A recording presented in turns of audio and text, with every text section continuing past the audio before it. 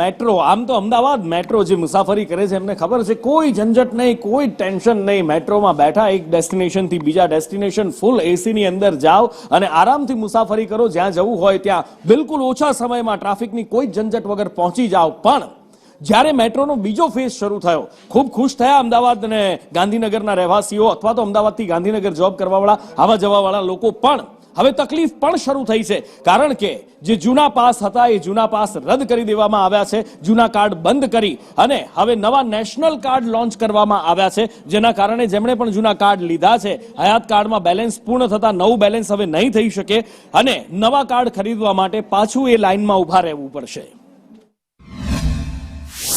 મેટ્રોની અંદર નવા કાર્ડની સિસ્ટમ જે લાવવામાં આવ્યા એને અમે સરાહનીય ગણીએ છીએ, પણ જૂના કાર્ડ બંધ કરી અને જે લાઇનના ધક્કા ચાલુ કર્યા છે એ બહુ ખોટા છે.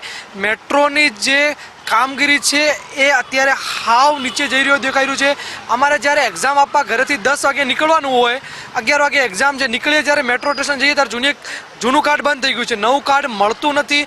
અડધો કલાક 45 મિનિટ અમે લાઇનમાં ઉભા રહીને જ્યારે ટિકિટ લઈએ છીએ, ત્યારબાદ જ્યારે ઉપર જઈએ છીએ ત્યારે મેટ્રોને આવતા પણ 10 થી 15 મિનિટ લાગે છે. અહીંયા પહોંચીએ ત્યારે એક્ઝામ ચાલુ થઈ ગયો છે, એટલે આજે અડધો કલાક રાહ જોવી પડે છે. હા, હું ત્યાં છલતેજથી અહીંયા યુનિવર્સિટી આવું છું, મારી કોલેજ ચાલુ છે ત્યાં. પણ જે પેલા ચાલતા હતા જૂના કાર્ડ મારે બંધ થઈ ગયા છે ને અત્યારે નવા કાર્ડ લેવા જવી તો બહુ વાર ને ઊભું રહેવું પડે છે ને અમુક વાર નથી મળતા ને ત્યાંથી અહીંયા આવવા મારે બહુ તકલીફ પડે છે. ટ્રાફિક બહુ હોય છે ને મારા કોલેજનો ટાઈમ હોય છે, એટલે કેટલી વાર મોડું થઈ જાય છે, એટલે કેટલી વાર હું ટાઈમે પહોંચી પણ નથી શકતો. ત્યાં બહુ ટ્રાફિક હોય છે ટિકિટ બારી ઉપર, અને ત્યાં વાર લાગી જાય છે.